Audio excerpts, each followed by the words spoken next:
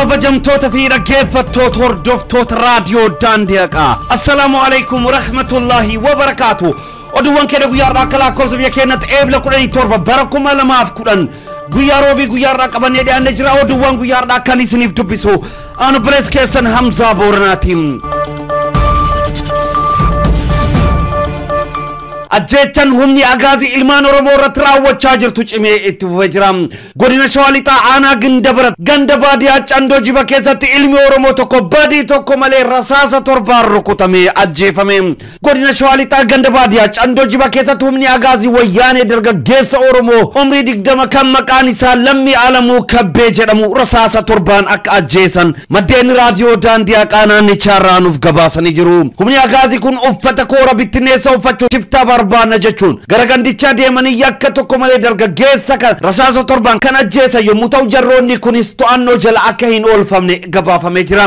Dargaggeessi kun kan ajjeefame qeemee isatti osoo michuuwwan isaa waliin jiru kan ajjeefame yommuu ta'u michuuwwan isaa biroo garuu baqachuun lubbuu isaanii akka baraaratan himameera. Muummichi ministeera sabummaan Oromoo ta'e hoggansa muummee ministeerummaa qabaatus ajjeecha fidhaan uummata Oromoo irratti raawwachaa jiru guyyuma guyyaan itti fufee waan jiruuf uummanni Oromoo fi qeerroon Oromoo hololaa fi jijjiirama afaaniin qofa dubbatamuun dagamee qabsoo isaa akka hin lakkifnee fi kaayyoon keenya hanga galmaan ga'utti qabsoon cimee itti fufuu qaba jechuun namni nuti gandicharraa haasofsiisne dhaamsa isaa dabarfatee jira.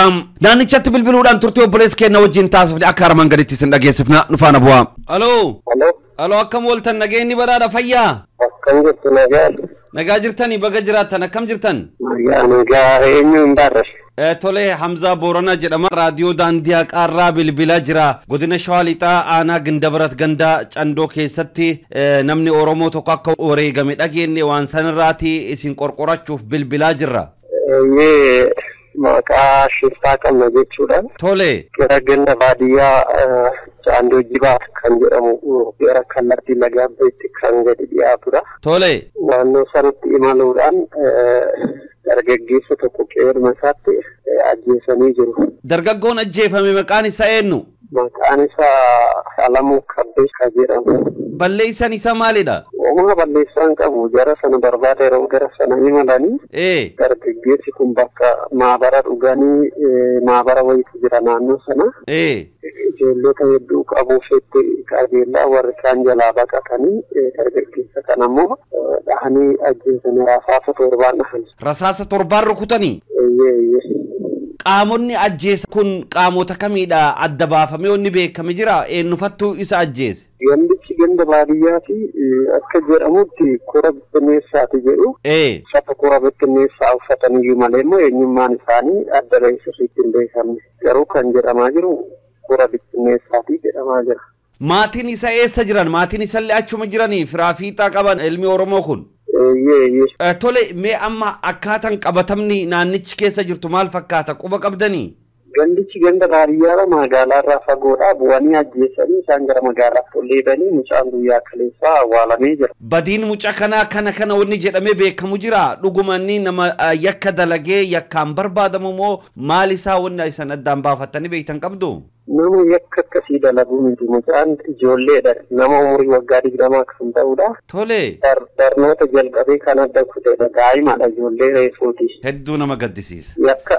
Yakka akkasii kana nama qabaachuu maluu miti. Tole. Uumaan haaromsa jedhama malee wanti haaromus hin jiru. Wanti furmaanni kennamus hin jiru. Qaamni gara gadi sadarkaa aanaa fi gandaarra jiru aangoodhaaf dhiitachuu malee uummata Oromoo saloo wanti kennaa jiru takkallee akka hin jirre.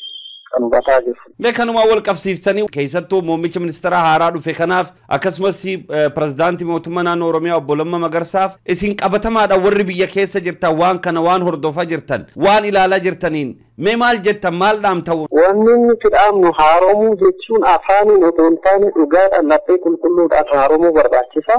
Kaayyoon qeerroon itti wareegamaa itti dadhabaa turreefillee kaayyoo isa kanaa miti.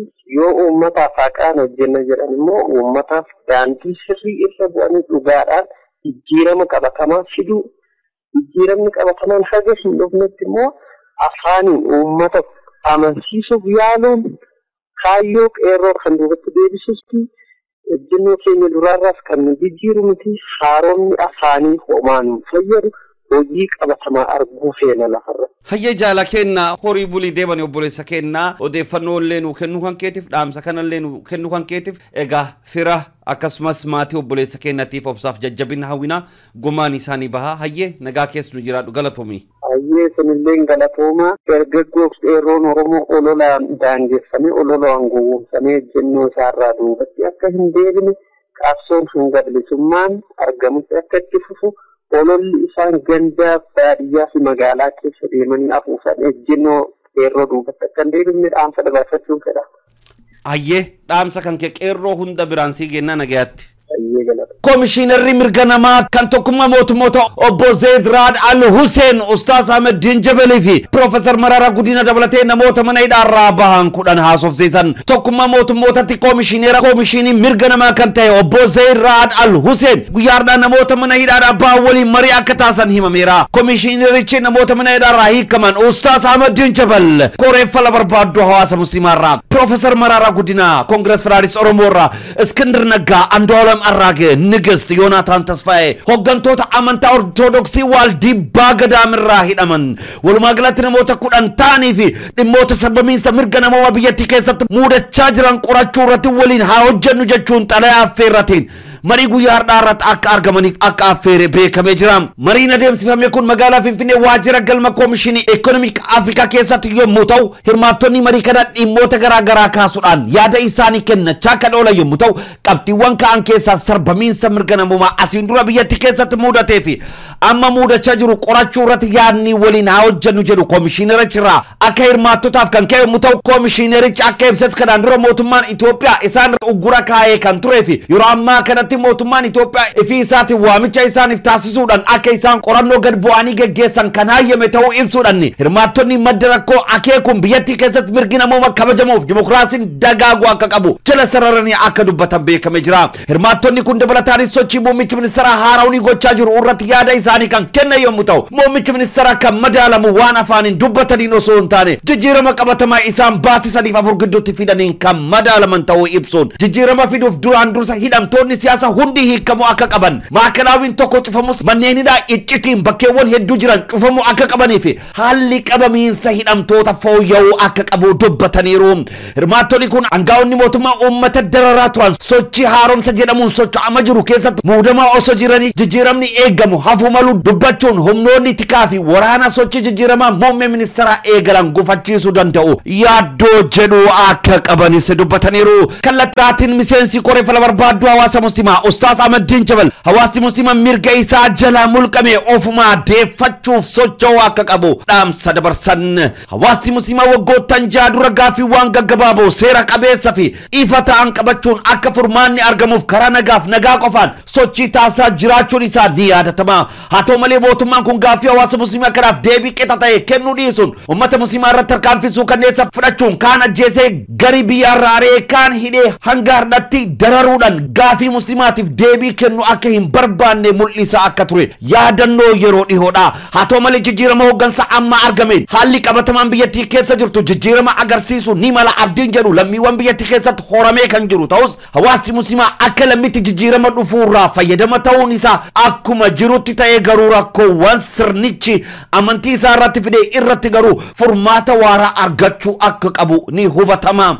Halma kanaan qaamonni hawaasummaa garaagaraa gaaffiiwwan asiin dura ka'uun hanga har'atti deebii argatiin dabalatee rakkoowwan gama dinagdee barumsaa fi kanneen biroo hawaasicha mudatan hundi furmaata argachuu akka qabu dubbachaa kan jiru yommuu ta'u kanaafis hundi tokko ta'ee ka'uun mirga isaa ofumaaf deeffachuu akka qabuu fi muummichi ministeeraa biyyattii Dr. Abiy Ahmed uummanni muslimaa ka'ee mirga isaaf yoo kan hin falmanne ta'e wanti inni taasisu takkas kan hin jirree fi uummanni tokkummaan ka'uudhaan mirga isaa deeffachuuf mormii jabaa yoo kan geggeessu ta'e muummichi ministeeraa uummata dhaga'uudhaaf ni dirqama jechuudhaan dhaamsa isaanii dabarsanii jiru. Turtii guutuu Ustaaz Ahmed Dinjabel wajjin taasifne akka armaan gaditti isin dhageessifna nu faana bu'aa. Salaamu alaykum warahmatullahi wabarakatuh Ustaazuna. Wa alaykum assalam wa rahmatullahi. Akkam jirtan nageenyi badhaadha fayyuma Ustaaz? Alhamdulillah. Afyaan akkam? alhamdulillah gaariidha naguma jirtuusin naga alhamdulillah rabbil alamin baga naga jiraatanii oolmaya guyyaa hardhaa irraa quba qabaatuudhaaf bilbille guyyaa hardhaa mee maal keessa ooltanii waltajjii yookaan walgahii hojii argitanii waamichi isiniif taasifamee akka imaltanii odeeffannoo qabnaa mee waan kanarraati osoo dhageeffattoota keenya irraa nuu qooddan maal keessa ooltan bareeda inshallah bismillahir rahmanir rahim waltajjiin harramaanni akka biyyoota gamtoomanii addunyaa irratti koree mirga dhala namaa komishinar ol aanaa kan ta'an komishinar Zaidtu biyya kana daawwataa jiru isaan daawwannaa biyya kana godhaa jiran keessaa namoota kallattiidhaan argee haasofsiisuu qaba jedhanii sagantaa qabatan keessaa nama 10tu waamame rakkina biyya kana keessa jiru akka dubbannuuf carraanuu kenname namoota hirmaatan keessaa koree fala barbaaddu hawaasa musliimaa keessaa kan waamame ana Profeesar Mararaa Guddinaanis turanii akkasumas Iskandar Naggaa Andu'aalam Arraagee qeessota warra Waldibbaa Gadaamii keessa jiran lamman jirris jiru namoonni kakkaanis akkanuma jiru walumatti nama 10 mirga biyya kana keessatti mirga dubbachuu haa ta'u mirga amantaa ta'u mirga siyaasaa haa ta'u kallattii kamiinuu ala sochootan ala qabsooftan hidhaaraa kaasee rakkina adda addaa keessa dabarfattaniitu kallattiidhaan isinirraa rakkina biyya kana keessa jira jedhamu isin waan isin argitan waan isin dhageessan isinirraa dhagahuu qabnaa kan jedhuun waltajjiin kun qophaa'e har'a isiniin booda afyaa'ii paarlaamaa federaalaa akkasumas ministeera hajaa alaa akkasumas muummicha ministeera Dr. Abiyyiinis arguufan deemaara kanaafuu waan isin jettan isinirraa dhagahuun dura qaba kan jedheefan isin qunnamee kan jedhu dhiheessani bal'inaan rakkina jiruu fi furmaanni isaa maalii kan jedhu irratti yaadni adda addaa ka'eera tokkoffaa hidhamaan siyaasaa akkamuu amantaadhaan haa ta'u siyaasaan haa ta'u utuu adda addaan qoodiin gargar utuu hin qoodiin hundinuu hiikamuu qabu kan jedhu ka'ee jira lammaffaa wanni Dr. Abiy afaaniin haasa'an hojiirra ooluu qabaa kanaaf immoo hawaasa hunda warra bakka bu'an dhaaba hunda bakka bu'an paartii warra mootummaan seeraan alas seera qabeessas jedhee adda baase utuu adda addaan baasiin hundumaa kan hirmaachisu furmaata biyya kanaa barbaannaan inklusiv kan ta'e waltajjii wayii qophaa'uu qabaa kan jedhu ka'e dabalataan maakalaawiin tokko cufamus maakalaawii hedduutu bakka adda addaa jira maqaatu maakalaawiin taane malee hojiin sanuma fakkeenyaaf naannoo Oromiyaas haa ta'u Finfinnee keessatti akka nama dhuunfaatti gaafa dura mana hidhaa jedhamee bakka hin beekamne keessatti hidhameen bulee booda maakalaawii deemee namoonni adda addaas mana murteetu hin dhiyaatin amma waggaa 2-3 namoonni turan jiru amma nu mana hidhaa keessatti arginu irratti haala adda addaadhaan namni mirga isaa gaafatee yakka isarratti dalagamaa shororkeessaa jedhamee maqaan itti moggaafame nama hedduutti hidhamaaraa kan jedhu anis akka koree fala barbaaddu hawaasa musliimaa keessatti waan nu qunname akkasumas qeessonni amantaa ortodoksii sababa gadaama Waldibbaatiin gaaffii mirgaa gadaama sana irraa lafa muranii warshaa sukkaaraatii dhaabuu jennaan gaafa Mallas Zeenaawiin ture iyyannoo galchine sochoonii sanarraa kan ka'e yeroo ibaadatan godhaa deemanii booda bakka bu'aa qeessotaatiin taanee hidhamnee maakalaawi waggaa 1-3 waan adda addaa darara nurra gaggeessan jedhanii gaaffii mirgaa kaafne garuu shororkeessaa jedhamee kan jedhu hundinuu kallattii adda addaatiin kaasee furmaata yoo dhugaan barbaadamu ta'ee afaaniin miti waan dubbatan hojiirra oolchuu danda'uun barbaachisaadha hawaasa hundas bakka bu'aa hawaasa hundaas haasofsiisanii waliin furmaata barbaaduun dirqamaa kan jedhus ka'eera akkasumas immoo biyya kana keessatti haasaa gabaabduu amma waliin goone kana rakkinni kun ni kamu kan jedhus kaafneennaan nu akka jalqabaa isinirraa dura haa dhageenyu malee akka mootummaan nu affeereennaan dhufne ergasii ati 2-3 dura biyya kana keessatti mirga dhala namaa tokkoyyuu hin sarbine hundumaa kabajaa jirraa kan jedhu waa hunda haala waakkachuu ture amma faallaa sana deemanii waan jiru kottaa qoradhaa biiroos banadhaa eeyyama isinii kennineera kan jedhu xalayaan nu barraa'ee affeeramnee dhufne Finfinneetti biiroo bannee hawaasa keessa deemnee mirga dhala namaa irratti rakkinni jiru maalinni inni ofuma keenyaa qorannee baasuu akka dandeenyutti waliigaltee gochuudhaaf har'a waliin mallatteessina kun onna guddaadha akka jijjiiramaatti waan addunyaa irra jirturraa ka'anii jijjiirama dhufuu danda'u akka dhufuu hojjechuun barbaachisaadha yaada jedhu kaasanii komishinar Ziyaad namoonni waltajjiirra turan dhugaadhaan jijjiiramni biyya kanaa yoo fiduudhaaf muummichi ministeera Dr. Abiy socho'an hin danda'u anurratti maaliif namoonni naannoo isaanii jiran namoota maleessa yakka adda addaa dalagaa ture hin danda'ama kanaa waliin kan jedhu irratti yaadni adda addaa ka'us yoo dhugaadhaan jijjiirama kana fiduudhaaf socho'an akka bakka bu'aa hawaasaatti akka hoogganaa adda addaatti akka nama barreessaatti nama dhiibbaa hawaasa irratti haala barreessaatiin haala adda addaatiin nama akka nama hojjetutti nu kanaaf qophiidha kan jedhu yaadni ka'ee jira. Jeneraalii anis akka koree hawaasa musliimaa fala barbaaddu taanee socho'aadhutti waan keessa dabarfanneef namoonni ammasidha akka jiran kakkaaseen jira. Jeneraalii gabaabinaan biyyi kun biyya hundaattee deemuu dandeessu akkasiin taatu hojjechuun barbaachisaadha kan jedhu jala sararamee kan himame mirgi dhala namaa dimokiraasii malee dhufuu hin danda'u. Dimokiraasiin dhugaa yoo hin dhufne waan hin danda'amne kun kan jedhus kakka'ee jira. Kanarraa kan ka'e walumatti akka laalchaatti haala kanaan ture haala kanatti oolla jechuudha. Egaa ustaas hedduu galatooma argitanii waan kanarraa nu ibsuu keessaniif horaa bulaa deebana ammoo akka goolabbitti illee tibba kana hawaasni kennallee waan kakkaasaa jiru qabaa isin akka koree fala barbaaddu hawaasa musliimaa bakka san argamtanii bakki sanitti argamtanii rakkoo uummanni keenya keessa dabarseef miidhama irraa dubbattanii jirtan miidhamni uummanni keenya gaafas keessa dabarsellee hardhallee bu'uuran furmaatan arganne gaafiiwwan sun bakkuma san jiranii muummichi ministeera yeroo ammaa kanatti ammoo akkuma waliigalatti biyyatti keessatti kallattii sirna dimokiraatawaa ta'edhaan deebisuudhaaf carraaqqiitti argamaa jira koreewwan bakkoota adda addaati qaama dhimma hawaasummaa irratti gaafii gaafatan tokko kan dubbisaa jiran argaa jirra akka dhimma hawaasa musliimatti immoo koreen fala barbaaddu akka dubbifamuuf uummanni keenya gaafii gaafataa jira waan kanarratti isin maal jettan uummanni islaamaa gaafiin isa deebiin arganne akkasumas dhaabbanni keessattuu majlisni yeroo ammaa kanatti illee sirna hajji kana keessatti kunoo qarshii guddaa uummata gaafachuudhaan uummanni rakkoo himata jira eessatti himannaa qarshiin kun nutti heddummaate jedhaa jira. Akka koree fala barbaaddu hawaasa musliimatti muummicha ministeera haarawaa kana wajjin gaafiin uummanni kaase sun deebiin arganne waan kanarratti maalti yaadamaa jira waan uummanni jedhu kan akkamitti dhagaa jirtan isin. Akka koreetti nu wanna kana irratti mari'ataa jirra. Wanni baramuu qabu garuu wanni guddaan gaaffii hawaasa musliimaa Dr. Abiy mana waamee hawaasa musliimaatti deebisuu akka hin dandeenye baramuu qaba. Namni kamuu waan mirgasaa ta'e waan jalaa fudhatame isumatu qabsaa'ee isumatu socho'ee isumatu ajandaa godhatee isumatu iyyasaa iyyatee waan dalaguu qabu dalagee furmaanni akka dhufu kan gochuu qabu isa tokkoffaa. Lammaffaa namoonni haasaadhuma Dr. Abiy haasa'an irraa ka'e wannuma gaggaarii hawwuun wannuma gaggaarii fedhuun keessa jira gammachuun isinuma jira. Wanni guddaan gammachiisu hojiirra oolu hojiirra oolchuu keessatti akkuma beekamu majlisa warra jedhamee achi jiran anaaf majlisaa miti warruma tigaa dudubbeedha ajaja malee warruma majlisaa hawaasa musliimaa miti ofumaa bakka bu'an warra achi jiran yaaduma ofiitti amanillee warra hojjetu miti har'as kaleessas jechuudha.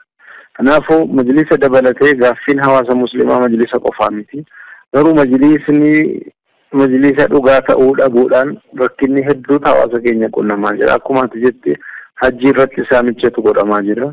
Karaa dinagdeetiin yoo dhufte rakkina dinagdeen ribaan ala musliima hammachuu danda'u kan dhugaa waan hin dhaabbanneef karaa adda addaatiin rakkinni argamaa jira.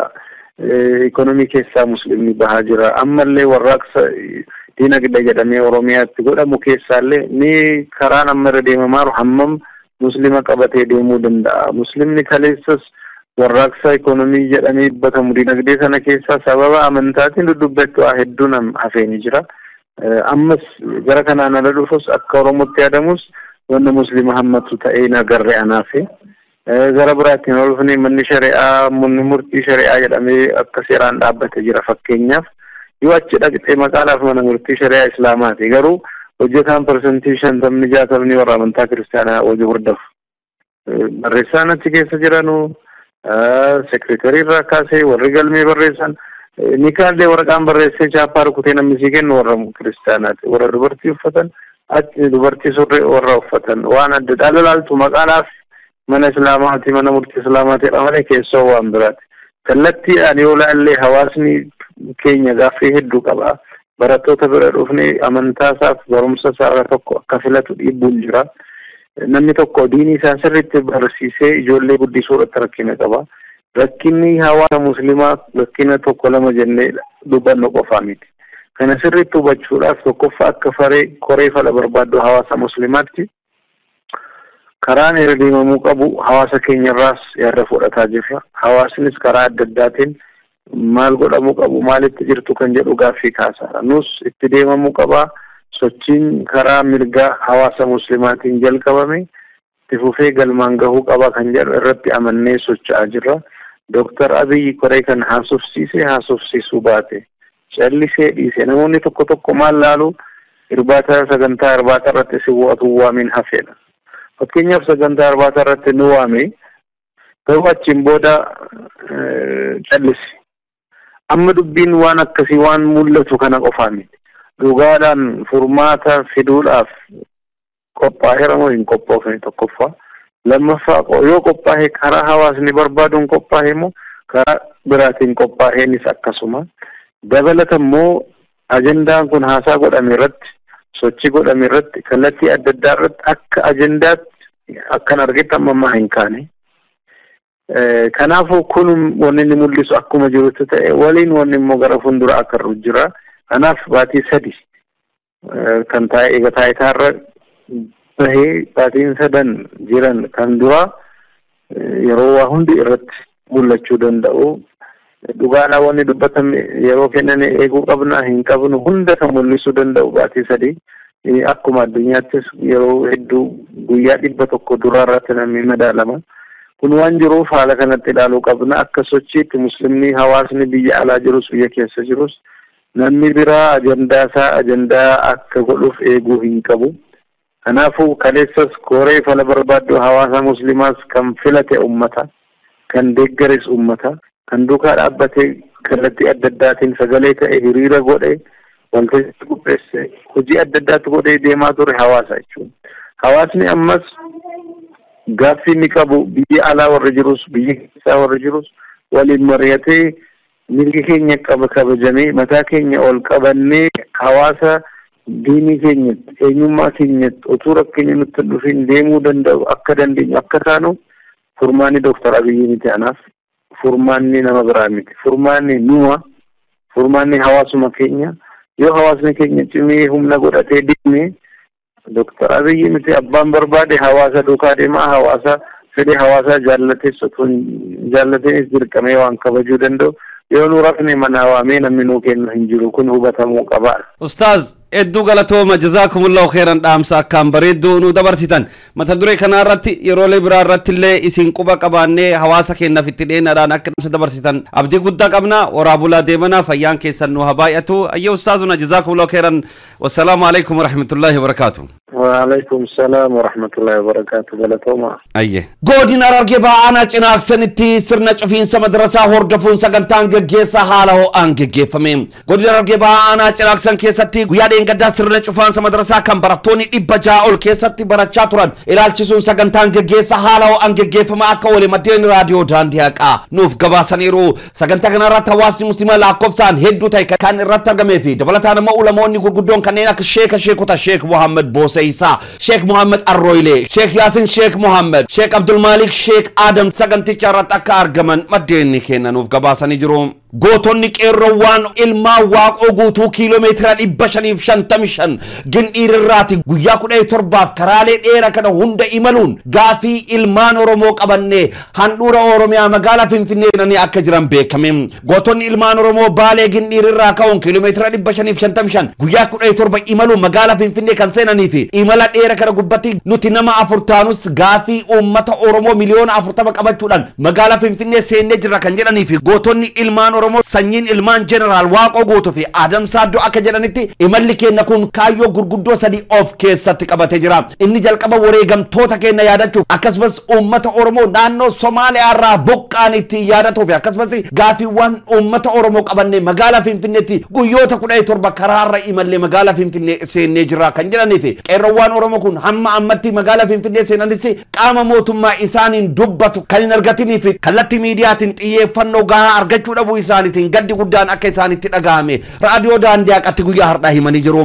Maqaan gootowwan qeerroowwan kanneen Muhammad Kadir, Muhammad Haji Adam, Ziyaad Muktaar, Kadir Amaan kan jedhaman akka ta'an maddeen keenya kan gabaasanii fi guyyaa har'aa magaalaa Finfinnee keessatti Ustaaz Raayyaa Abbaa Macaa fi akkasumas Ustaaz Sufiyaan Osmaanii fi ulamoota keenya kanneen akka Haji Alloo wajjiidhaan akka wal argan beekamee jira. Turtii gootowwan kana wajjiin taasifne akka armaan gaditti isin dhageessifna nu faana bu'aa. Obboleewwan keenya assalaamu alaykum warahmatullahi wabarakatuh. Waalaikum salaam warahmatullahi wabarakatuh. Obboleessu akkam nagaa fayyaa? Nagaa. Jalqaba argitee baga rabbiin argitee nagaadhaan magaalaa Finfinneen isin baase. Amiin. Tole mee maqaan keessan eenyu isin nama afurnatti fakkaata imala dheeraa kan qaxxaamurtanii Finfinnee dhaqqabdan osoo maqaa keessan jalqaba nu himtanii. Nuti nama afurii ani biratti Ziyaad Muktaar jedhama. Kayittaan illee Muhammad Kadir jedhama. Kayittaan tokko Kadir Amaan jedhama.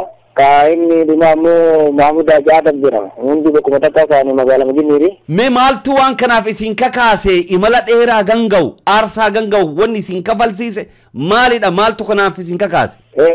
Wanti kanaaf nu kakaase akkuma beekamu biyya keenya keessatti biyyuma abbaa seenaa irratti gibiraa garagaraatti roorroo garagaraatti bara baraan nutti jira.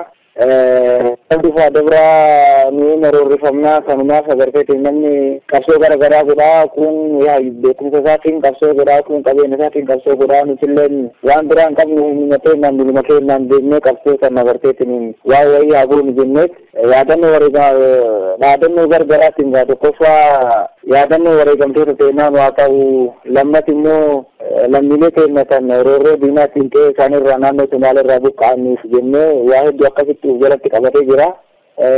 Kanuma kanaan akkasitti kaanee ammaan kana kun fira 555 deemnee magaalaa Finfinneetti argamna. Tole mee obboleewwan keenya egaa isin akka garetti nama afuriidha mee karaa kana keessatti bu'aa bahii hedduu keessa qaxxaamurtan. Akkam eessa bulaa turtan mee waan karaa kan irratti isin mudate osoo dhageeffattoota keenya irraa xiqqoo tokko nu daawwachiiftanii roobattu jira aduutti jira bu'aa bahii tabbattu jira beela dheebuttu jira mee waan kana keessatti maaltu isin mudate waan kana argitanii obsitanii waliin dhaabbatanii guyyaa 17 karaa deemuun dukkanaan ifaan deemuun hin jabaatallee ta'uu wajjin mee waan kana uummata keenya irraa osoo nu himtanii xiqqoo. Egaa nuti gaafa kana imalli keenya imala miiloo ta'uu isaatiin galanni garuu rabbii wanti qaamar nu mudate hin jiru. Akkasitti bidhaan ragallee hin jiru beelaa fi dheebuun hin dhalamani kan obsineetuma uummata keenya keessa deemnaa gaddaa keessa deemnaa gammoojjii keessa deemnaa baadiyaa bullaa kaan jennaa homaa wanni nu qunname akkasitti wanni hamaan nu qunname hin jiru. Galanni keessaatti wanni nu qunname hin jiru roobni caamni beelli dheebuun sadaqaa qabsoonumaa waa hunda qabdi. Kun ammoo dadhabbii buqqachaa miilaati wanni biroon imala miilaatti imala miilaa kana gargaraatti jira. Homaa wanti nuti akkasitti miidhaan irra beeksisiisu nama uummata keenya keessa deemnaa gaddaa gammoojjii keessa deemnaa nagaa fi agartanitti gaara kan keessa deemnaa homaa wanni miidhaan nurra ba'e hin jiru simannaan uummata keenyaa miidhaan nu wajjin ture wanni nurra ba'e hin jiru homaa wanti miidhaan kan mudeen addaa wanni nurra ba'e takka hin jiru galanni keessaati nagummaan beenne waan dadhabbii foonii malee wanta biraan jiru. Wanti biroo immoo gam miidiyaatiin wanti nu hordofee takka illee hin jiru. Homaa wanti nuti nama jiru galanni keessaatiin wanni miidhamni irra ba'e hin jiru homaa miidhaa addaa wanni qabni jiru. Egaa aarsaa guddaa kafaltaniitidha. Karaa kana hunda osoo konkolaataan jiru osoo haalli mijataan jiru kana hunda tarkaanfattanii kakaatanii Finfinneen baatan. Finfinnee yoom dhaqqabdan? Finfinnee eegi dhuftan immoo qaamni isin gaafii qabattanii itti imaltan qaama kamiidha? Qaama sanii wal argitanii dubbisuu dandeettanii?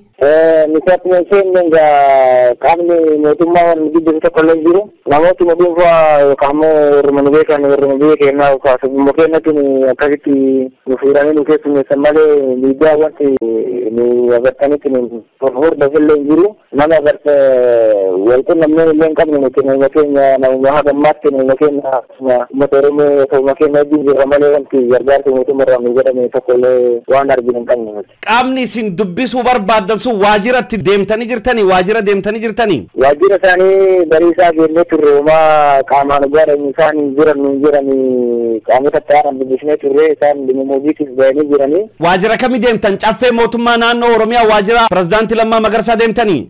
Achi deemne Finfinnee achuma deemne. Tole. Akkuma sagantaatti sagantaa fuulduratti akkasuma jiran malee qaamaan namni qaama dubbisnee akkasitti furmaatanii jedhan jiru akkuma yaaduma keenya qabsiisnee biraa baane malee nama tokkollee nama kallattiin dhufneef nama arganne qabu. Tole maal isiniin jedhan beellama sanii qaban moo argachuu hin dandeettan isiniin jedhan? Beellama illee guyyaa kana hin jenne argachuu illee hin dandeettan hin jenne isaan moojiitiin hojiinitti dhagataa illee arginu jedhan malee hamtuullee akkasitti wanti argachuu hin dandeettan jedhanii nu deeggarillee wanti tokko wanni akkasii illee jiru hojimatu itti baay'ata akkaadha. Inni jira isaan hin agarree sagantaallee guyyaa kana dhuma nu midhaagin illee jiru akkaataa. Isin akka ilma Oromoo tokkotti dhimma Oromoof dhimmamtanii kiiloomeetira 555 guyyaa 17 miilaan isaan bira dhuftanii isaan immoo hojiitti itti baay'ata jechuudha. Dhaga'uu kan maaltu isinitti dhaga'ame waan kanarraa? Nuti dhugatti akka saba tokkotti sila hojiin seellee baay'atu nuti ka deemneef nama afuriin manaa baane malee kaayoo gartee miliyoona Oromoo miliyoona 50 warra agartee sinin akkuma dura sinin jedhe waan wareegamtoonni keenya irratti wareegaman ture wantichi waan guddaadha. Illee akkanatti nu eegan seenee waan miidiyaaleen agartee sinin haala addaatiin isaanitti seenee kun tariifi dadhabbiinuma keenya ta'a yookaan immoo dadhabbiin isaanii dadhabbiinuma Oromooti. Miidiyaan nuti qabnu tokkochi yoo dadhaballee kunillee miidiyaan keenya jenna malee nuti waan kan illee qabnu maaliif akkas jedhan agarsiisan gadaa kana keessa namni teknooloojii garagaraa jira akkasitti namni waan garagaraatu riippoorti godhaa jiranii waan agana dhimma namni tokko dhuunfaa isaa kan namni jiru waan saba kakaree fi kaardirra jiruuf uummata miliyoona gana bakka buuneetiif adeemaa jiru waan isaan hin jenne qabne waan nutti dhagamullee homaa wanta addaan jiru Oromoo irratti miidhamte isaan akka itti hubatanitti isaan haa ta'u jenna. Tole mee obboleewwan si wajjin jiran kanneen biraa jiranii osoo yaada tokko isaanillee irraa fudhan. Meetinaa jiran kun hundinuu na bira jiru. Ayyee mee itti nuu kenni. Obboleessoo assalaamu alaikum warahmatullahi wabarakatuh. Waalaikum salaam warahmatullahi wabarakatuh. Maqaan kan keenyu? Muhammad Kabir. Ayye Jaal Muhammad Kadir baga Rabbiin argitee nagaadhaan hunduma keessaniyyuu magaalaa Finfinnee isin baasee dadhabbii irraa hafaa waan jaba hojjettan waan seena keessatti argitanii seena ummata qabsoo ummata keenya keessatti waan galmaa hojjettan egaa dhufaati keessan kanaan wal qabatee mootummaan naannoo Oromiyaa ta'uu qaamni isin gaafii itti qabattanii dhuftan gaafii keessan kana akka gaariitti isinirraa qeebalanii fudhachuu dhabuu isaa maalidha dhaamsi keessan kanaan wal qabsiiftanii osoo warra qaamatti gaafii qabattanii dhuftan ka guyyaa 17 itti waltan osoo hin gaafatin nulleen akka isin duuba deebitan hin barbaannu dhaamsa keessan kana jabeessinee dabarsinaa guyyallee dabarsaa turre kanaan wal qabsiiftanii isin maal dhaamtan maaltu karaa dheeraa kana hunda isin fide kanaaf immoo warra qaama ergaatti dabarfachuu barbaaddanii maan jettaniin? Yaada laatoonni yaada kana naaf ta'uu ta'e nuti kaayyoon keenya kaayyoon manaa nu baase yaadannoo wareegamtoota bara baraatiin lubbuu isaanii nurraa dabarsanidha. Inni biraa ammoo kaleessa abbootiin keenya imala lafootiin wal qunnamanii tokkummaa Oromoo kana jabeessaa turanii baala irraa shawaa deemanii ergaa geggeessaa turanii fakkeenyaaf akka Addoo fa'a. Kaayyoon isaanii sun osoo galman gahin harkaasitee hafee amma ammoo nuti qeerroon ammoo humna qabnuun akkuma abboota keenyaa sanii ergaa imala lafootiin daddabarfachuu hin dandeenya tokkummaa Oromoo kana cimsachuu hin dandeenya ka jennu kaanee baanee dhufne. Inni biraa ammoo miidhamni uummata Oromoo irraa waggaa 100 fi ol ture har'a ammoo aarsaa nuti laaftuu dukkachaa miilaa goone kanaan akka nurraa dhaabbatudha kaayyoon keenya. Akkasuma uummata naannoo Sumaaleerraa shira diinatiin nurraa buqqaansanii yaadannoo isaaniitiif illee asuma keessa walumaa qabannee deemaa jirra. Nuti amma akka namoota itti keessummaa itti dhufnetti homaa nuti gadi nu qabnullee jiru isaanirraa nuti maali kaayyoon keenya kanaadha. Kaayyoon keenya kanaadha. Imalli keenya illee kanaadha. Ganaa waa hedduun walitti dhufuu dandeenya. Ammaaf ammoo dhufnee yeroo isaan bira geennutti seenne waajjiraan arganne waltajjii imala deemanii jedhanii kanaafuu warraaf isaan itti eegaan jedhanii kanuma waan nuti qabnu amma. Ayyee hedduu galatoomi mee jaaloo obboleessa kee immoo biraatti illee menuu kenni innillee argitee waan dabarfatu uummata keenya uummata Oromoo bal'aa akkasumas warra biyya bulchina jedhuuf illee ergaan illee akka dabarfatuuf carraatti isaaf illee nuu kenni mee kanneen biraa.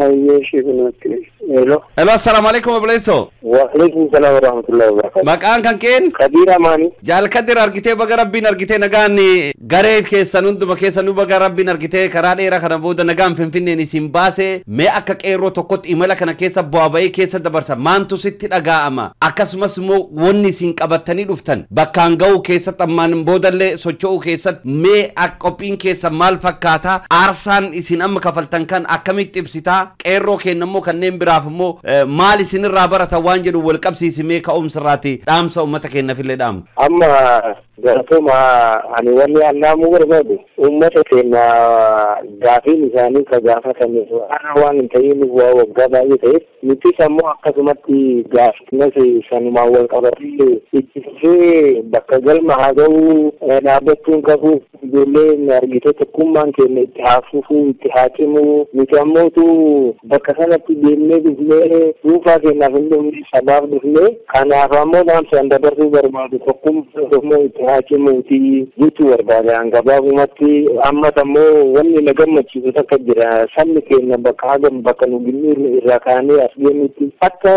nama tokkotti hin simatan hundi isaanii wal fakkaata gammachuudha sunuu na gammachiisa ijaaflee illee akkaataa itti nu geeggeessanii yaadannoo uummata keenyaa ka nu ibsisan kana nurraa fuudhan dhaamachuu barbaada akkaataa ittiin hordofanii akkaataa waajjira isaanii miseensanii dhaamsa keenya kan dur gaafatamee haga ammatti hundi gaafii manaa baane akka deebiin nu deebi'u namoonni keenya ka hidhaa jiran ka miidhamanii argitee du'aan deeman akkaataa uummanni keenya waggaa dhibbaaf wayii keessatti gaafitti jiran san keessatti akka nu deebi'u jechuu barbaadan illee dhaamsaan dhaamachuu barbaada. Ayyee hedduu galatoomii jaaloo yeroo biraallee argitee waan keessan kan ni hordofna galatoomii mee obboleessi keenya kadhumaa immoo hafe tokkotti illee nu kenninillee dhaamsa dabarfatu. Ayyee isinis galatooma. Salaamu alaikum warahmatullahi wabarakatuh. Waalaikum salaam warahmatullahi wabarakatuh. Obboleessa maqaan kan keen? Ani maqaan kiyya Mahmud Ajaadam. Ayyee jaal Mahmud hedduu galatoomii baga argitee nagaan as dhaqqabdan mee obboleewwan kan keetillee dhaamsa isaan dabarfatan waan isaan dubbatanillee dhageettee jirta waan isaan dubbatan irratti dabalat atilleen akka qeerroo tokkotti aarsaa guddaa kafaltanii hojii boonsaa seenaa keessatti hin dagatamne dalagdan mee waan kanaan wal qabsiiftee uummata keenyafillee wanni ati dhaamtu uummanni Oromoo bakkuma hundaa namuu jabaatee argitee mirga ofii kabachiisuu keessatti aarsaa kafaluun karaa guyyaa 17 raasa keessa nama deemsisu ka abbootiin keenya dur fardaan deeman san cuf yaadattanii kamiilan deeman yaadattanii karaa kan cuf qaxxaamurtanii dhuftan waan kan qabsiifteme warri isin itti dhuftan kan mootummaa biyya bulchanillee waan uummata kanallee hin quudhina uummanni keenya goofta keenya jedhaniifillee isinuu kunoo waan uummata bakka buutanii karaa kan cufi maltanii dhuftan isaanifillee wanni isin dhaamtan agisaan waajjira isaaniitti isin waamanii isin affeeran barbaannan uummanni Oromoo isin faana jira uummanni keenyallee guyyaa kana guutuu waan keessan dubbata oole mee maal dhaamtan karaa wal qabsiiftanii isin sarraa kana naa kennuufi guddaa isin galatoonfadha akkaataan ka'umsa keenya akkuma obbolowwan kiyya tuquuf yaalanitti ka'umsi keenya isaan fakkaata qaamsi ani uummata Oromootiif qabu ammoo irra caalatti yeroo hedduu irra deddeebi'ee tokkummaa jedheetiin dhaamaa fi tokkummaa irratti ammoo tokkummaa yoo jedhu obsilleen waa hedduu caalaan uummanni Oromoo obsumaan as geenne obsa yoo jedhu ammoo akka harreetti maragatee hin gabroomnee fe'amuu osoo hin ta'in obsi waan tokko garteetiin walla jenneetiin ittiin waan tokko ittiin tarkaanfannu obsillee gaariidha waan hundumaa obsaan haati deemnu afaan tokkoon haa deemnu jechuun hin barbaada. Kan irraa fi ammootu imalli keenya kan nuti amma miilaan goone kun qabsoo keenya hin cimsa malee waan duubatti deebisuu hin qabu wanni jedhee addaan kutuu hin danda'u waan jedhu mirkaneessuu fi barbaanne gabaabumatti kana yaan. Ayyee jaallan keenya horaa bulaa deebana waan isin gubbaa jirtan isin quba qabaannaa egaa uummanni keenyalleen isin hordofaa jira egaa amma yeroo ammaa kanatti isin yoo dogongoruu baadhee siree qabattanii jirtan ilmaan Oromoo qeerroon Oromoo Finfinnee keessa jirtu karaa kamiidhaan isin qunnamuu danda'an waan isin itti jirtan kan akkamiin isin bira dhaabbachuu danda'an argitanii kanarratti wanni isin dhaamtan dhumarratti. Kana akkaataan isaan itti nu qunnaman akkuma dhagaanii mattinuu waan qabaniin makiinaa qabanii litii gateetiin qabeenya qabanii hundinuu numatti dhaabachaa jiran uummanni keenya uummanni Oromoo jecha sabni keenya. Amma algaa osoo hin ta'in mana dhuunfaa nama uummata gateetiin Oromoo keessaa gateetiin mana dhuunfaa namaa jirra. Egaa uummanni keenya sinannaan isaa waan nu gammachiisu waan abdii keenya duubatti deebisuu miti galatoomaa yaadni kanuma. Ayyee horaa bulaa deebana ilmaan Oromoo isin qunnamuu barbaadan kallattii kamiin isin qunnamuu danda'an? Bilbilumaan qunnamuu danda'an bilbila feesbuukiin adda addaan gabbifamee bilbilaan nutti bilbilanii eessa jettanii jedhanii warreessuu danda'an haala salphaa tokkoon jecha namuu walii raamtee jechuudha. Tole hayyee horaa bulaa deebana rabbiin isin wajjin haa ta'u nulleen quba san qabaannaa hayyee nagaa kee bulaa assalaamu alaikum warahmatullahi wabarakatuh. Waalaikum salaam warahmatullahi wabarakatuh galatooma walfadhaa kennis. Qeerroowwan ilmaan Oromoo Finfinnee irraa ka'uudhaan Oromoota Walloo kanneen walitti bu'aansa daangaa Walloo fi Affariin miidhaman gargaaruuf magaalaa Finfinnee irraa gara Walloo deeman midhaaniin dabarsitan jechuudhaan kaabinoota dulloota hoggantoota wayyaanedhaan dararama akka turan raadiyoo daandii haqatti himan. Ilmaan Oromoo kun beelli fi rakkinni lammii isaanii itti dhagaame waldaa Maccaaf Tuulamaa irraati deeggarsa barbaachisu midhaan kuntaal 200 ol qabachuudhaan akkasumas deeggarsa huccuu fi zayitii fi deeggarsaalee adda addaa qabachuudhaan handhuura Oromiyaa magaalaa Finfinnee irraati qomoo isaanii kanneen sababa walitti bu'aansa Walloo fi Afar gidduutti uumameen miidhaman gargaaruuf gara Walloo imalan hoggantoota waajjira dhaabaa fi dhimma nageenyaatiin midhaan hin dabarsitan jedhamuudhaan dararama akka turan raadiyoo daandii haqatti himanii jiru. Qaamonni kunneen dhimma walitti bu'aansa kanarratti uummata Afariif Walloo baatee waliin magaalaa Kemiseetti konfiraansii nageenya goona jechuun namoota qarqaarsa qabatanii deeman guyyaa kaleessatti kan beellaman ta'us guyyaa kaleessa garuu hoggantoonni waajjira dhaabaa fi dhimma nageenya midhaan kana nutti qooduu qaba malee isin hin geessitan jechuun kan dhorka yommuu ta'u qeerroo fi uummanni baatee waliin deemuu dandeessu garuu kan qooduu qabu uummataa fi jara fideedha jechuun falmanis jarattiin dhimma nageenya fi waajjira dhaabaa diduudhaan hedduu isaan rakkisaa akka turan raadiyoo daandii haqatti himanii jiru. Godinni addaa Oromiyaa Walloon kaabinoota wayyaanee OPDO dulloomtuun hoogganama kan jirtu yommuu ta'u haaromsi gubbaarraa geggeeffamaa jiru gara godinichatti garbuu akka qabu qeerroowwan kun jala sararanii dhaamsa dabarsanii jiru. Bifa wal fakkaatuudhaan qeerroowwan kun tibba darbee deeggarsa waldaa Maccaaf Tuulamaa irraa taasifameedhaan deeggarsa qabachuudhaan gara godina Booranaa magaalaa Areerootti imaluu isaanii isiniif gabaasuun kenna ni yaadatama. Turtii qeerroowwan kana wajjin taasifne qabna itti dhiyaadha. Kam jirtan nageenyi biraadha fayyuma obboleewwan keenya. Nageenya qabna goomaan jennu ma jajjaba. Tole hayyee hedduu galatooma gara Wallootti imaluu keessan quba qabnaa imalli gara Wallootti taasiftan gara Wallootti yoomi imaltan akkamitti imaltan maan qabattanii imaltan isin namni imal argitee nama meeqa mee waan jedhu kanarraati xiqqoo hawaasa keenyafillee irraa nuu qoodati waan Wallootti isin qunnamellee argitanii uummanni keenyallee dhaga'uu waan barbaaduuf sanillee irraa isin gaafachuuf gama keessanii bilbillee mee jalqaba ka'umsa keessanirraati nuu ka'a xiqqoo nuu ibsa. Dura ture kanasii kaane Finfinnee irraa kan kaane uummanni keenya Walloo yoo dheeraa dhimmoota jira jiraachuun hin beekama dhugaa haqa lafa jiru. Keessumaa immoo guyyoo waggoota lamaan keessatti manneen hedduun akka gubatan mana 122 kan ta'u ilmaan Oromoo ajjeefamanillee akkasuma akka jiran beekama. Jiru Oromoon aadaa qabu san waan wal gargaaru san aadaa keessatti qabu saniif akkuma kun uummanni Walloo yeroo uummanni Oromoo Walloo Somaalii buqqee kan deemanii gargaaran Oromoon gara biraa jirus gara sana deemee gargaaru qabu waan jedhuun gara sana imallee qabannee deemne. Asii Finfinnee irraa uffata aadaa gola Oromiyaa mara ijoollee fi namoota gurguddaaf lama dhalaaf lama dhiiraaf lama ijoollee xiqqaa fi gurguddaaf jechuudha.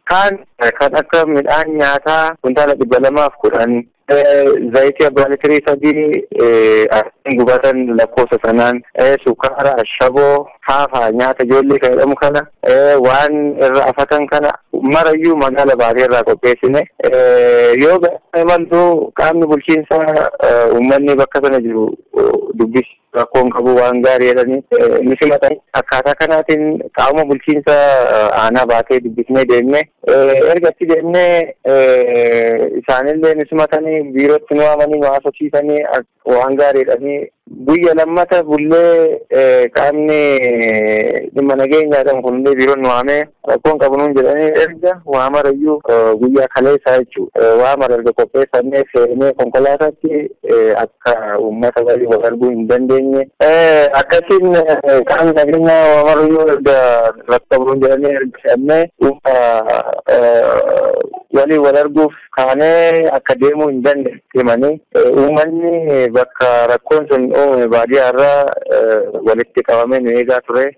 Uummata keessaa akkasuma nu quba qabaachaa turanii waan inni irra jiru sababiin isaa bakka sana guyyaa lama bullee gaaf jalqaba uummata daangaa irra jiru piis konferaansi jedhanii kaamishee irra taa'aa turanii akkaataa sanaan guyyaa sana immoo waraanni uummata Oromoo irratti dhukaafamaa ture.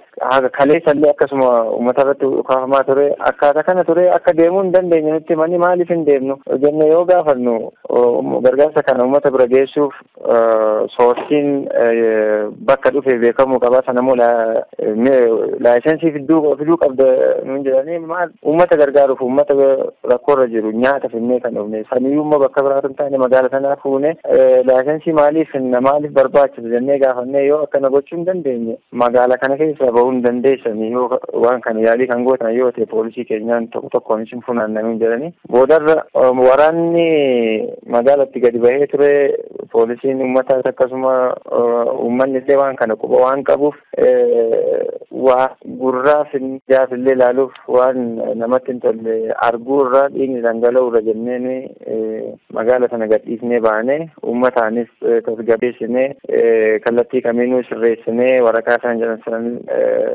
iyyaallaa yoo milkaa'uu baate immoo kallattii kamiinuu gargaarsi kun uummata biraan gahaa isin tasgabbaa jennee akkasiin uummata tasgabbeessinee sa'aatii malee kaane halkan silaa hin deemu otoo hin taane rafani waan humti kun akka rakkoo hin uumamneef halkan deemaa bullee gidduu Finfinnee fi baatee magaala Shawaroobit bullee akkasiin har'a gara Finfinnee deebine jechuudha. Tole mee imala keessan kana keessatti wanni isin hubattan kaabineenni itti gaafatamtoonni dullattiin duri kawayyaane sun ammas hawaasa akka dararaa jirtuuf rakkisaa jirtu nu gabaasaa turtan. Mee waan kanarraati maal hubattan? Uummanni maal dubbata jira? Qaamni bulchiinsaa waan kana quba qaba jalqabarraa yoo ta'an nu hin eeyyamne ta'e nillee akkaataa kanaan deemuu hin dandeenyu sababiinsaa otoo bulchiinsa hin beekin ulfaachuu mala isaanillee akka bulchiinsaatti waan fe'amee magaala keessa deemu uummata bira ga'u beekuu waan qabaniif san beeksisne erga nu eeyyamanii waan dubbatanii biyyoo keessa waan dubbatanii fi waan dhumarratti immoo hojiitiin agarsiisan waan waliif faalla silaa seexanarraa haa dhufu bakka jaallate haa dhufu waan nyaata dhugaatii kan keessummeessuu qabu qaama bulchiinsaati qaama dhimma nageenyaa ta'uu kaaniu isaan ture isaan garuu waan kana gochuurra laayisensii yookaan waraqaa ittiin waan kana eeyyamaa uummata gargaaruuf fidan uummata gargaaruuf nama ta'uun qofti gahaa waan ta'eef waan kana goone gargaarsi kun waldaa Maccaa Tuulamaa sponsor godhe waldaa Maccaa Tuulamaatiin uummata Oromooti uummata Oromoo mara kun waan har'a dhaabbatan hin taane ture uummata Oromoo kallattii kamiinuu gargaaraa jira waldaa Maccaa Tuulamaa qofa miti waldooleen maqaa Oromootiin jiran hedduun uummata Oromoo gargaaraa jiranii waan kana dhorkachuun diinummaa waan uummata jala deemuu dadhabu yookaan dhiibbaa kan biraa jallamaa kallattii kamiinuu uummata hoogganuu warra hin dandeenye bakka sana warra jiran uummata hoogganuu hiikasaa beekuu qaban yookaan ifatti waan uummata miidhan sirriitti karoorsanii dalagaa jiran jechuudha. Sababiin isaa nyaata namni beelee tokko nyaata barbaada. Namni manni irratti gubate mana barbaada. Waan rooba sa'aatiin kun roobatu jira. Waan rooba isaa irraa dhorku barbaada. Waan kana qabannee yoo deemnu anaa dhufu jechuu qaban malee akkaataa kanaan ofirraa nama ari'uun waraqaa eeyyamaa fidaa jechuudha. Sanuu jalqaba eeyyamanii kaanii deebanii gara biraa dalagaluun sun uummata hoogganuu akka hin dandeenye, uummataaf quuqama qabaachuu akka hin dandeenye hubanne nuti kun hubannoo ofii keenya madaallee argine sana uummanni bakka sana keessa jiru immoo haqa jiru marayyuun beeka. Uummata illee dubbisuun gaarii akka kanatu jira. Waa qaamni uummata hoogganuu hin dandeenye immoo bakka sana taa'ee uummata dararuun qabu jechuudha. Dararuu jechuun ofii irratti dhukaasu yookaan ofii qabanii fuula eessa rukutuu osoo hin taane waan uummanni barbaadu jala akkaataa uummanni barbaaduun deemuu dadhabuun uummata hoogganuu dadhabuu sana waan agarsiisuuf bakka sanatti qaamni bulchiinsaa akka naannootti isaa jiraatu qaamni kamiyyuu bakka kana sirreessuu otoo danda'e yaada qabna nuti. Jaallan na waliin deemanillee na waliin jiran amma akkuma dadhabneen dadhabbiirra waan turreef bakka tokko teenya jirra amma marti isaanillee hin jiranii warra Maccaa warra Tuulamaa qofaa miti Karrayyuu hin jira warri Tuulamaa warri Maccaa warri Siqqoo Mandoo marti Oromooyyuu keessatti hirmaate jechuudha. Waldaan tokko dhaabbatu bakka itti dhalate qofaa otoo hin taane Oromoo mara akka gargaaru akkuma sanaan deemne nuyi gargaarsa uummanni nyaatu dhuguu san qabannee deemne malee meeshaa waraana qabannee hin deemne akkaataa sanaatiin qaamni ammallee uummata achirraa qolatu uummanni akka hin gargaaramne godhu barnoota fudhachuu qaba bakka sanaallee ka'uu jijjiiramuu danda'uu qaba jechuudha. Haqa yaadanii qabnu haqa jiru immoo qaama kamittuu dubbachuuf haqa hojjechuuf dhalannee waan sanarraa waan kamuu yoo uumame ittuma fuufna kana uummanni Oromoo martuu dhaga'uu qaba. Keessumaa uummanni Oromoo ana keessa jiru uummata Oromoo Walloo quba qabaachuu danda'uu qaba. Uummanni Oromoo Walloo gabrummaa hedduu keessa dabarsee cimina ofiitiin Oromummaa tikfatanii jiraatan ammallee gabrummaa hin taane gabrummaa jaarraa kana keessa hin eegamne keessa jiranii ammallee isaan cimoo uummatatti hin boonna. Haa ta'uuti qaamni uummata Oromoo Walloo kan akkana cunqursee qabee jiru kun ariitiin jijjiiramuu danda'uu qaba. Haaromsa dhamee akka naannootti akka biyyaatti kan jiru sun bakka marayyuu hin jiru. Keessumaa immoo bakka sanatti hin argine.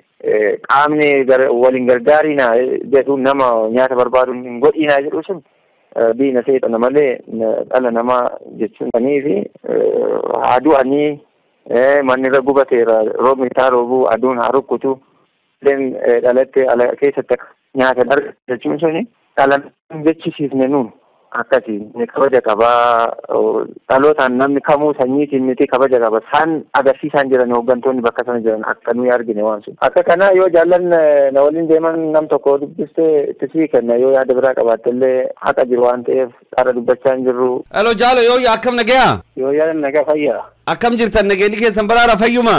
Baraadha akkam jaaloo nagaa. Nageenyi nu badhaadha mee obboleessi keenya gabaasa waan jiru hunda nuu kennee jira.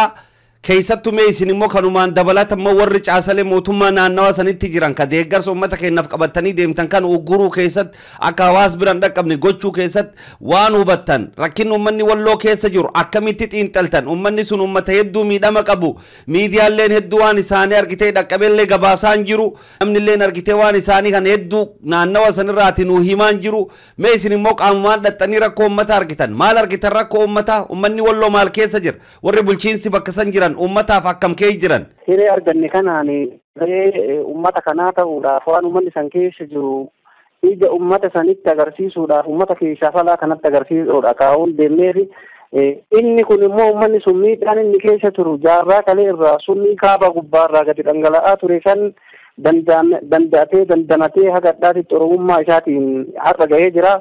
Har'a immoo jaarraa 21ffaa kana keessatti waan hin jirre keessa jira. Maaliif ummanni suni ummata bal'aa saba bal'aa Walloo san xiqqeessanii aanaa takkatti karisee jedhanii moggaasan kun miidhaan inni irra jiru ufii ummata isaa bakka gubbaarraa gadi dhufu mootummaa san jala dhufu. Mootummaan naannoo Oromiyaa dhiibbaa ummata sanii qaamaan dhaqee yaadaan dhaqee dubbisee argee jiru lafa achii qabna jedha malee mootummaan naannoo Oromiyaa nama achii qabna jedhee nama kana dubbisee jiru. Nuti wanni qabannee dandheef ummata kana jalqabumaa qaama akkuma siin jedhame jaalli kiyya siin jedhe sani ummata kana miidhaan irra gahee ramoo gahee jiru jennee bulchiinsa gaafannee ummata bakka bu'ee san gaafannee dhugaadha manni gubateera dhugaadha namni du'eera nuun jennaan qabannee midhaan kana dhandhe sanuu midhaan sun kabitame achirraa shirri kun kat dalagame maalirraahi ummanni sun kujee ol qabatee sabummaa isaa yoo himatee aadummaa isaatiif sabboonummaa isaa yoo lalleeffate nurraa gara oromummaatiif gara oromiyaatti deebi'a waan jedhu shakkii waan qabaniif garanaa garasiin diina itti bobbaasanii gama afaariitiin maqaa afaariitiin diina itti bobbaasanii malatti irra gubaa jiran gama kaabaatiin akkasi gubaa jiran warra hadhallee hiree afaan oromoo argatee ittiin barachuu hin dandeenye nuti yoo afaan oromootiin hiree argannee baranne nu bukkisan nu miidhan jedhee sodaa keessa jiraachaa jira. Uummanni kun jajjabinnaan uf jabeessee hagadhaa sadarkaa addaa kanarra gahee jira. Kanaaf qaamni shira xaxaa jiru kun qaama biraatiin waan uummanni hin beekne filanii itti ergani kan uummanni filatee miti. Kanaaf uummata kana qaamni kamuu keessattuu Oromoon kaabaa kibbatti bahaadhiyaatti fuula isaatti garagalfatee mootummaan naannoo Oromiyaa dhugumatti yoo kan jiru taate itti garagalfatee kanaaf keessattuu televezyiiniin OBN sun seenaa ummata Walloo sirna atiitee irratti sirna gootummaa irratti sirna kamiin irratti dhufee waraabee ka'ee fuudhee galatee mootummaan naannoo Amaaraa kan dabarsine godhe mootummaan naannoo Amaaraa jala jira waan ta'eef damee OBN dhaqee akka hin dabarsine godhe maaliif seenaa sana akka hin beekamne goone ummanni kun seenaa ofii yoo beeke gara oromummaa isaatiif oromiyaa isaatiif obboleeyyan isaatiif deeqa waan ta'eef duraanuu humnaan bulaaraa nuu ol ta'a jedhanii cabsanii bulchuu waan barbaadaniif kana xiyyeeffannaatti kennuu qaba mootummaan naannoo Oromiyaa. Haaromsaan lallabuusuun ofii isaatii harka keessa bu'ee uummata kana arguu qaba. Asiin konfiraansii nageenyaa jedha dubbisaa waliin gargaasaa gama biraatiin waraana itti bananii ajjeesan itti dhukaasaa jiran guyyaa lamaa sadii nu dhaabbannee achitti eegaa turre waraana itti banamaa ture. Asiin immoo sossobaan asiin waan biraatti godha. Qaamni nageenyaa shirri wallo godhamaa jiru bifa addaatiin godhamaa jira kan muyyalleetiin gargarteen qabu garuu kan harargeedhaan gargarteen qabu garuu kan soosaatiin gargarteen qabu garuu kanaaf qaamni kamuu xiyyeeffannaa qabaachuu qabaadha.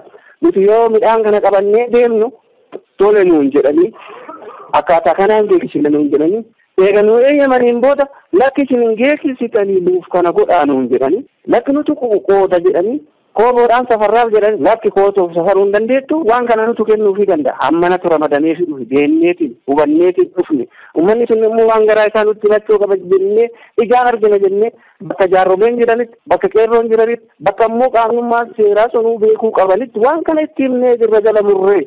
Kanaaf namoonni kana keessaa quba qaban bulchaan aanaa quba qaba Abduu Sa'iid bulchaa aanaati Sa'iid Adam immoo waajjira nageenya aanaati quba qaba. Siraajii namni jedhamu hoogganaa qonnaati quba qaba nu wajjin mari'ateera dubbatee jira. Namni uummata ofii qoonqoodhaan adabu diina jaarraa 21ffaati. Nuti Oromoon yoomiyyuu keessattuu dhaloonni haaromni ni buqqina waan akkanaa kana jechaadha. Kanaaf jaalatiyya hin argattanii isinillee miidiyaan kamullee uummata walloo kan jaarraa kam keessattu jaarraa 19ffaa keessatti illee diina garaacha taa'ee Oromummaa isaatiin see har'aan gahe kana cinaa dhaabbachuun dirqama waan ta'eef namni maruu quba qabaatee waan kana irratti hujuun dirqama keessattuu mootummaan naannoo Oromiyaa walloo lafa qabna jedhee sanummaa sadarkaa godinaatti gadi muree himuun isaa eenyummaa Oromummaa xiqqeessuudha. Walloo guutuun Oromoodha. Kan ishee kan himan akka gosa Oromoo walloo keessaa bakka takka gosa himaa jiran kaawwannoo waakkachiisaa jiran jechaadha. Kanaaf xiyyeeffannaatti kennamee adaan isaa, duudhaan isaa, gootummaan isaa, jabummaan isaa himamuu qaba, lallabamuu qaba. Kanaaf dhaamsa keessaa alatti bakka geenni hundatti hin dabarsina ta'eef isinillee quba qabaadha. Dhaamsa qaama inni ilaalu hadhallee waraanatu irra jira. Karaa faariitiin hadhallee waraanatu irra jira guyyaa afuraffaa isaati. Kanaaf akka qaamni kamuu quba qabaatu dhaamsa kennaa sumaan dabarfanna. Hayyee horaa bulaa deebana baga nagaan deemtanii nagaan galtan waan uummanni keenya keessa jirullee baga argitan kanumaa wal qabsiisee mee wannan irraa gaafachuu barbaadu jiilli keessan kun kanaan dura gara godina Booranaa Areerottillee imalee akka ture quba qabna gara Areerottillee mee waan imaltanii keessa deebitan sanillee asumaan carraa kana fayyadamtanii egaa akka nu ibsaa jirtanitti deeggarsa kan taasisaa jiru waldaa Maccaaf Tuulamaati. Waldaan kun waldaa guddaa waldaa beekamaa umrii dheeraa qaba. Mee kana wal qabsiiftanii imalli gara Areerotti imaltan sun maal fakkaata waan jedhu kanumaa wal qabsiisanii dhaamsiisan dabarfatan. Jaalatiin dhugaaf sanillee hiree saniin argannee nuti yoo bakka buunu Oromoof Oromummaa qofa bakka buuna. Waldaan Maccaaf Tuulamaas ta'e waldaan biraa yoo bakka nu buuseetiin waan kana raawwatu nuti gosoota Oromoo hunda keessa namoota kanneen hammachiifne bakkee dhadhisanitti illee waa himaa nyaataa fi firatti illee waa himaa deemu. Oromoo Sikkoomandoo keessa, Tuulamaa keessa, Karrayyuu keessa, Maccaa keessa hundi isaa hammachiifne kallattii saniin Booranaa fi Gujii illee hammachiifne deemu. Kanneen yoo deemnu immoo abbootii gadaatii fi abbootii qeerroo naannawa san jiru qaama hooggansaa hunda dubbataa deemu. Kan amma kana keessatti hireen godhamu keessatti uummanni Oromoo yeroo ijaan laalee wal arguurra gaheera. Yeroo immoo waliif dhibamu waliif quuqamurra gaheera. Garuu immoo shirri haaromsaa sadarkaa mootummaa naannoo Oromiyaatti jiru gubbaa irra jiraachuu isaa qofa kan nu agarsiisudha. Gubbaa qofa irra jiraachuu sagal lafa hin dhaqqabne kararra'ee jiru. Kan uummanni immoo jaarsi immoo qeerroon immoo dargaggeessiniif abbaan amantaa gadiinsifataa jiru malee qaamni hooggansaa sadarkaa sanirra hin jiru. Hiree gaafa Boorana kaan Areeroo deemnuu sanittis uummanni sun buqqa'ee jira. Dhugaadha. Daangaarraa buqqa'e. Shira diinaatiin buqqa'e. Qe'eef qabeenya isaa gad buqqa'e daa'imman roobaan rakkachaa jirani, beelaan rakkachaa jirani, waan keessa bulanii waan hafatan dhabanii rakkachaa jira. Uummata kanaan midhaan qabanneedhaan akkasumas aanan qabanneedhaan uffata roobaa, uffata hawwanii kanneen hunda hammannee yoo dhandhutti uummata kana hiree bakka tokkotti argachuu hin dandeenye bittinneessanii rangargar maali jennaan yeroon bokkaadha. Kanaaf sababa sanii beekannaa waan jedhu nutti himan. Asittis ammoo uummata san dhandhee waan miidhamanni keessa jiru nuti waliif irkoodha jennee abdachiifne onnachiifne bira gahuu hin dandeenye. Haa ta'u immoo nuti wanni goone dirqamni nuti baane qeerroo dargaggeessa abbaa amantii abbaa gadoo qaama dhimma nageenya waajjira ittisa biraan himatu uummata shiraan buqqa'ee qe'ee fi qabeenya isaarraa dhiibbameef kan finnee jennee ittiin.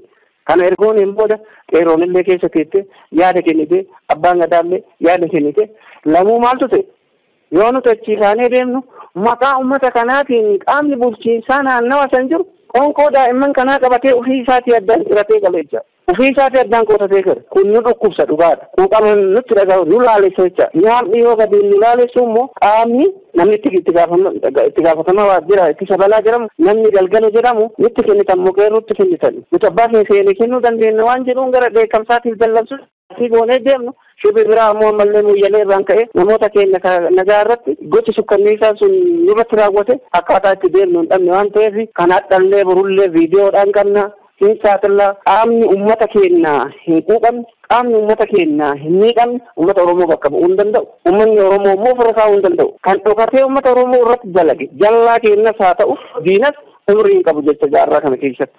Kanaaf uummanni Oromoo kallattii ittiin wallaalee argu hedduu jira. Qaamni hooggansaa kallattii Oromiyaa hedduu dhandhee jirra.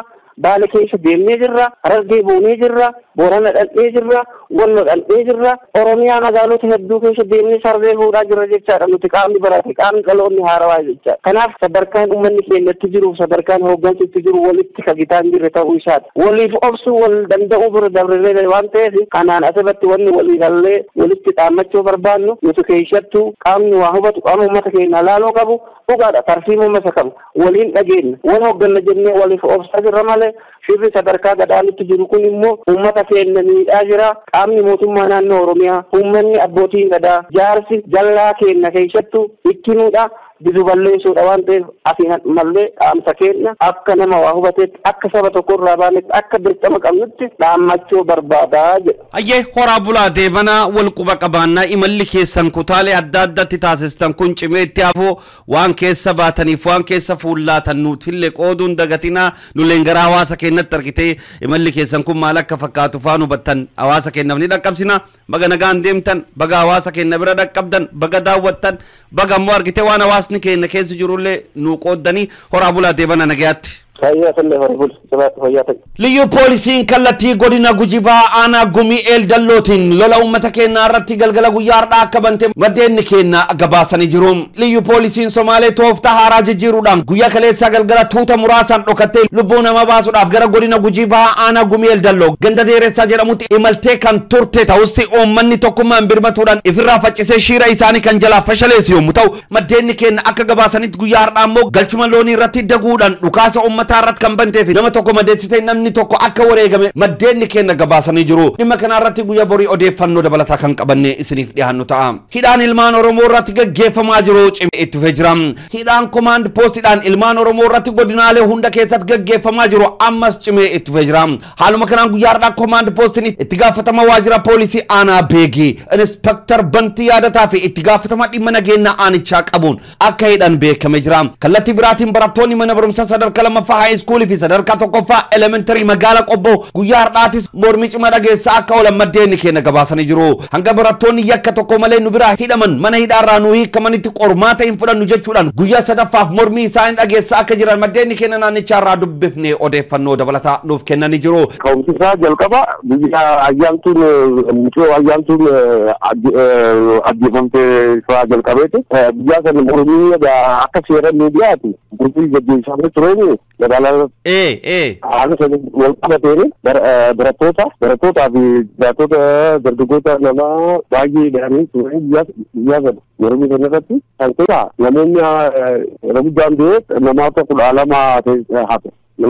Tole. Namoota 12 hafe kan ta'e barattootaa jiranii barattoota ijoollee high school barattoota sadarkaa lammaffaa jechuudha. Haala keessa kan ta'e barattoonni qormaata wixata eegalanii qormaata qaban turan. Qormaata san hanga ijoolleen baatu ni gabbifamu qormaata hin qoramne jaaranii eeggaddaa hallee har'aas akkas turan. Elementariin hin qoramne high schoolii hin qoramne. Saniifi ijoollee barattoota warri ta'anii hin qoramne jireenya daa'imti jiranii. Muummichi ministeeraa Dr. Abiy Ahmed yakkamtoota seeratti dhiyeessa jedhamee osoo eeggamu yakkamtoota badhaasuun isaa uummata Oromoo keessatti dallansuuf dheekkamsa guddaa uumee akka jiru himame. Muummichi ministeeraa yakkamtoota seeratti dhiyeessu mannaa yakkamaa uummata keenya ficcisiisa bahee fi badhaasa kennuun guutuu Oromiyaa keessatti dheekkamsiif dallansuun jabaa akka uumamu taasise akka jiru himameera. Muummichi ministeeraa Dr. Abiy Ahmed guyyaa kaleessa muummicha ministeeraa duraanii kan bulchiinsa isa keessa lubbuun Oromoota 3,000 olii ajjeefamee fi 50,000 ol keessatti hidhamuudhaan dararaman akkasumas yakki Oromoo namoota miliyoona tokko ol qeef qabeenya isaanii irraa buqqise keessatti raawwate seeratti dhiyeessa jedhamee osoo eegamu badhaasa kennuun isaa Oromoonni hundi akka dallananii fi dheekkaman taasisuu fi Dr. Abiyyis ija shakkiin akka laalan akka taasise beekameera. Namoonni garaagaraa haala kanaan Dr. Abiy yakkamtoota uummata keenyaa irratti yakka duguugga sanyii raawwatan hundaaf badhaasa kennuun isaa kan hin oolle jechuu yaada isaanii ibsachaa kan jira yommuu ta'u gochaan Dr. Abiy kun gocha uummata Oromoo fi qabsoo uummatichaa tuffachuu akka ta'e ibsuun Dr. Abiy tarkaanfii uummata fufachiisuu akkanaarraa of qusachuu akka qabu gorsa akka jiran beekamee jira. Muummichi ministeeraa Dr. Abiy Ahmed Hayilamaariyaam Dassaaleny kan uummata ficcisiisaa turee fi madaaliyaa kabajaa badhaasuun balaaleffannaa cimaa kan uumsise yommuu ta'u warra kaleessa aangoo mootummaatti fayyadamee yakka raawwate seeratti dhiyeessuu dhabuun uummata badhaasuuf muuduun gara fuulduratti yakka akkasii qondaalota biraatiin akka raawwatu jajjabeessaa jira. Bihol fakkaatuudhaan namoota yakka malee magaalaa Hararitti hidhaman 130 ol ta'an keessa namni 3 qofti akka gallakkifame maddeen kan gabaasan yommuu ta'u isaan keessaa tokko barataa yuunivarsiitii Haramaayaa kan ta'ee fi magaalaa Qobboorraa humna agaaziin qabamee hidhamee kan ture barataa Farhaan akka ta'e maddeen gabaasanii jiru. Bihol fakkaatuudhaan godina Harargee Bahaa Maayuu Muluqqeetti magaalaa Husete akkuma ammaan dura gabaafama turetti halkan guyyaa kaleessatti namoota mana hidhaa keessa turan halkanirraa sa'a 9tti guuranii bakka isaan geessan hin beekamu jechuudha. Maddeen kan gabaafamee fi namoonni kunniin Dr. Ahmed Arab Tuulee, Hussein Dhagaa Addee, Alamaayyoo Dinquu Barsiisa Tokaandoo fi Abdus Sabuuri fi Xoorsee kan jedhaman bakka isaan geessan hin beekamu jechuudha maddeen gabaasanii jiru. Dabalataanis guyyaa har'aa hidhaan itti fufuudhaan namoonni akka Caalaa Abdumaad, Najaati Abdallaa jedhamanis kan hidhaman ta'uu maddeen gabaasanii jiru. Hiriirri mormii bulchiinsa Abdiillee irratti gaggeeffamaa jiru babal'achuun guyyaa kaleessas itti fufeera. Hiriirri mormii uummata naannoo Somaaleetiin bulchiinsa Abdiillee irratti eega cimee itti fufee jira. Haaluma kanaan guyyaa kaleessas godinoota Shinnilee fi Dagahabur, Aanalee, Bikkee, Aayishaa, Addigaalaa fi Gashamuu keessatti haala jamaan gaggeeffamaa kan oolu yommuu ta'u magaalaan Jijjigas haala sodaachisa keessatti akka argamtu maddeen gabaasaniiru. Milishoonni liyyuu haayilii Somaalee uummata hiriira ba'e irratti dhukaasa banuun uummata goolaa jiraachuu kan gabaafame yommuu ta'u dargaggoonni hedduus mana hidhatti guuramaa akka jiran gabaafamee jira. Dhumaarratti oduu gammachuu Alimni fi hayyuun keenya Sheek Ali Shunee maatii isaanii guutuu wajjin Kanaadaa nagaan dhaqqaban. Alimni keenya hayyuuf ogeessi Dr. Dhibee hedduuf qoricha qopheessuun beekamanii fi kitaabota hedduu dhimma amantii Islaamaa irratti barreessuun beekamanii fi hayyuun seena Oromoo seenessuun beekaman Sheek Ali Shunee bara dheeraa kan biyya nama keessatti baqattummaadhaan akka malee rakkachaa turan guyyaa dheengaddaa ijoollee isaanii 6 fi haadha mana wajjin akkasumas qeerroowwan 2 kan Sheeka wajjin jiran waliigala nama 10 waldayni chaappaa sponsora isaan godhuudhaan Masrii irraatii nagaan Kanaadaa akka dhaqqaban beekamee jira. Sheeka keenya Sheek Ali baga nagaan maatii keessan hunda wajjin nagaan Kanaadaa dhaqqabdan baga milkooftan waldaan chaappaa baga milkooftan rabbiin jazaa keessan isiniif haa kafalu. Akkasumas hawaasni Oromoo Kadaana keessa jirtan ulamaa'in guddaan biyya keessan dhufuu isaatiif baga gammaddan baga milkooftan gandi ulamaan keessa jiru ganda barakaati. Hundumaa ilmaan Oromoo fayyoota ulamoota rabbiin Oromiyaa bilisoomtetti nagaa walitti nu haa qabu jechuu barbaanna. Kabajamtoota fi dhaggeeffattoota hordoftoota raadiyoo Daandii Haqaa oduuwwan keenya guyyaa har'aaf qabannee dhiyaannee kana fakkaatu qophiiwwan keenyaaf wajjin turmaata gaarii.